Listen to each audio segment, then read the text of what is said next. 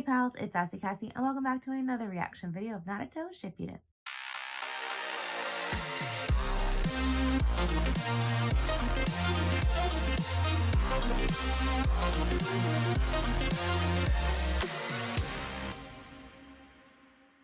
Before we get started, I'd like to thank all of my subscribers and anyone watching this video. Thank you so much for watching and continuing to follow me on this crazy shinobi journey. I'd also like to give a very special thank you to my patrons.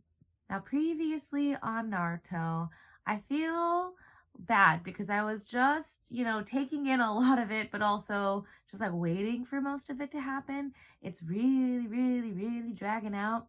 But essentially, we got a bit of a recap because there was an episode jump, but I didn't watch those episodes. But there's an episode jump. And then Obito has decided that he is going to use the Rene Rebirth, I believe, or something along those lines to revive all the comrades and things like that. And before he can do that, Black Zetsu, which is Madara's will, takes over and forces him to perform the jutsu for Madara specifically, which was the plan kind of from the beginning. And now Madara is real. And I remember thinking to myself that I don't know why, his eyes crumbled away, but I guess if he became real and his eyes are in another person's body, that's probably why. So I assume he's going to get them, extract the eyes from Obito specifically. But anyways, he's alive and doing well, I guess. He's kicking everybody's butt and he's about to face the tailed beast because he's like, I'm gonna get you type of situation. So Zetsu is gonna fight Kakashi and Minato, I guess, and then everybody else is potentially fighting Madara, or at least trying to hold him off. I don't know. How do you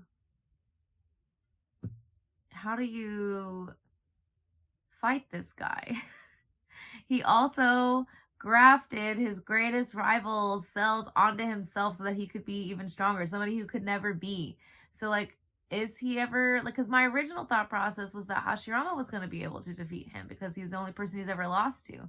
But is he going to be able to defeat him? Questions. Don't know. For now, though, I guess we'll get into it and maybe find some answers. Probably not, but maybe. Of course, things happened a bit out of order, but oh well. Oh, right. He made that face on his chest look like a kiss. So this is Sage Chakra. Whatchamacallit? That's it. Member of Kiss. That's really all there is to it. Also, I guess I'm a little surprised he couldn't use Sage Jutsu before, I guess, or only certain people that are taught by specific creatures, entities can learn Sage Jutsu. Maybe. I don't really know, actually. Yeah, I know. Bad idea. Everyone, get out of here! They're not really gonna be able to run, are they? Interesting.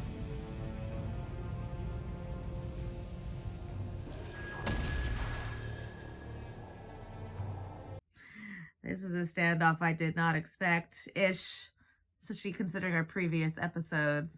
The fact that he just looks like he's just smiling so casually. Then you use it to inhibit movement.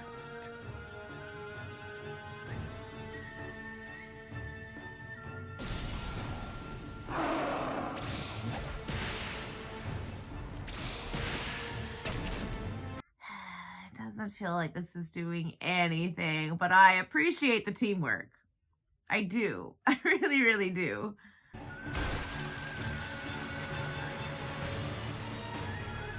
All right, Shikaku.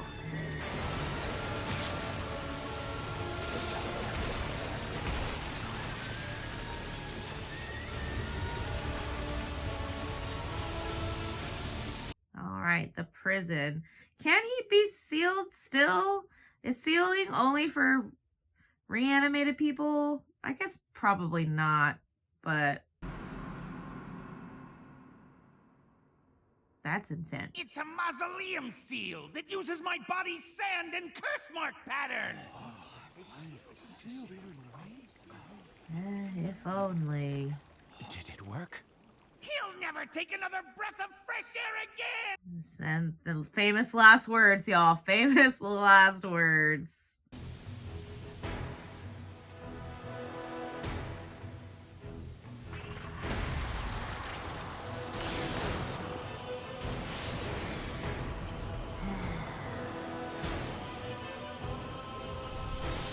Now, granted, I know that he's like one of the best ninjas to ever live, but there's gotta be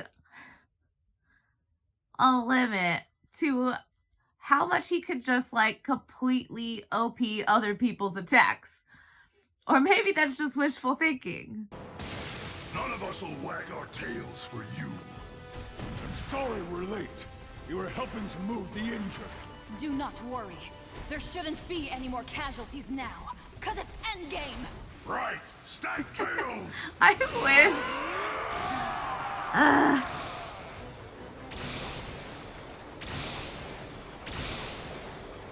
This is so cool in so many ways, but I feel like this is gonna do nothing. We were close, you damn Tanuki. Listen, just quit ordering us around, you dumb fox! But that should have... The sibling rivalry continues. At least they feel like siblings. The bickering feels like siblings. Plus, we know that they were all, like, baby-tailed beasts when the last Sage of the Six Paths was, around. Now things will start becoming a bit more fun. Still being affected by that jutsu. This taste of blood, this pain, it's my body, all right.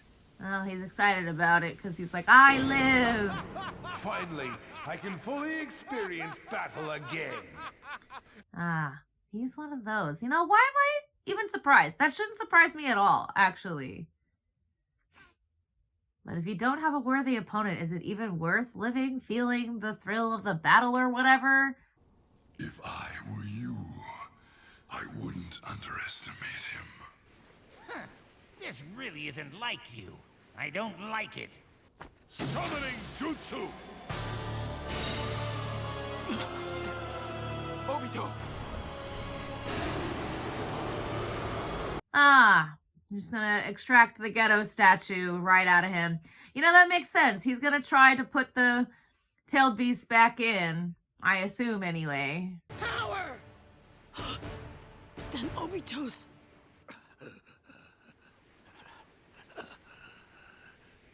Suffering.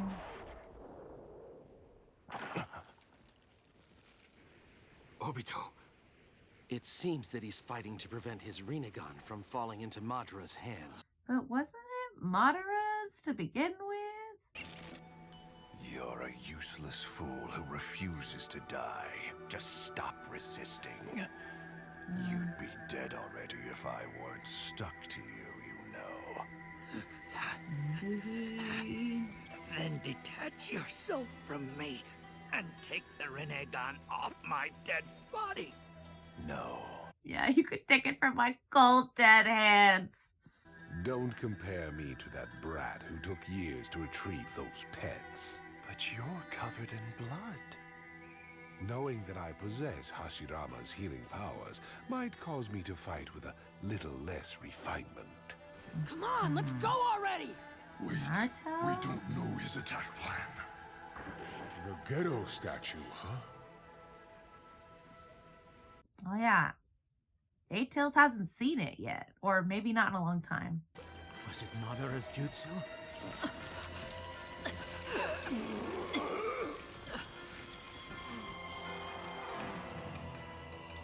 That I ought don't to have know. tamed you all a bit.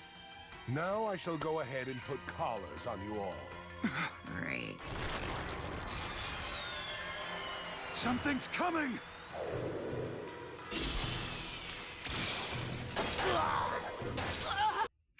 Here's the thing though, considering how dangerous these tailed beasts are and how they have been constantly used as things of war and whatnot, the The fact that they're being so easily defeated by a single person.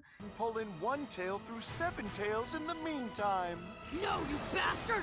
I'm not letting you take Kurama from me! You're right. Looks like this'll take longer than I expected. So then, Let's start with them. Ah. Desert Hands. You can't have Shikaku. Wow, and they haven't even been together for a while. I don't get it. Why do we have to stand guard over such a weird old monk, even though we're senior shinobi? I know what you mean, but being assigned Jinchuriki watch duty is an acknowledgement of your strength and your skills. Stop griping and deal with it. Hey! Was this the Jinchuriki before? Yeah, I was gonna say that was the tailed beast's name. I think you're wrong there. Human souls are like reflecting water. People often speak or act the opposite of their true feelings. But I believe Not the that, truth. fundamentally, people's hearts wish to connect with and accept each other, even with beasts. I feel like Uncle Iroh just got channeled into this anime. I know that one day someone will emerge who will protect, redeem, and shepherd you. And the moment you come to accept his true heart, you too will likely comprehend the meaning of these words that my mentor etched onto my palms.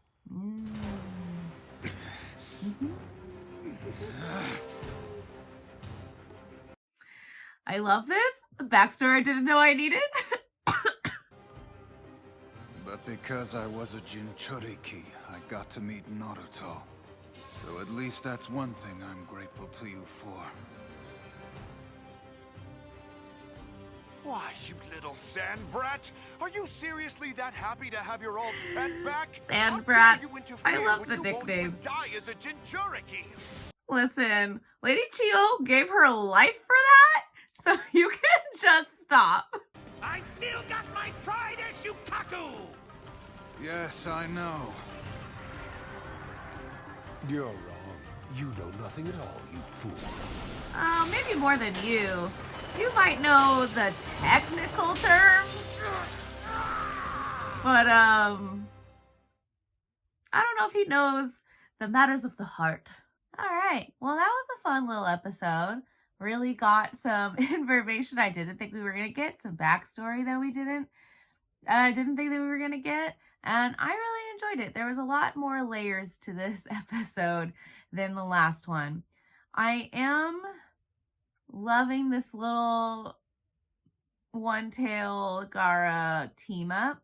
I love that we see him talk to him as a child, and we got to see him talk to him as an older, I don't want to say adult, because I think he's like about the same age as Naruto. So they're like anywhere from 14 to 16. So not adult, but, you know, older than they were. But I appreciate also that he had that little flashback of the person I assume was the Jinchuriki before Gaara, and how he just gave him that little compliment, which was just so wonderful. I loved that they, even if he was like a rampaging tailed beast, he still had some respect for him and reminded him of somebody who he knows to be a kind human. I assume, anyway. Whenever they have these flashbacks of the Sage of the Six Paths, he seems to be a kind soul. Maybe. I don't know. But it seems to be a kind soul. I do fear, though, if I think that they're going to be able to do this genjutsu over the world, then wouldn't it follow that they would have to have, or I assume that they would have to have 8 tails and 9 tails in the statue in order to do it.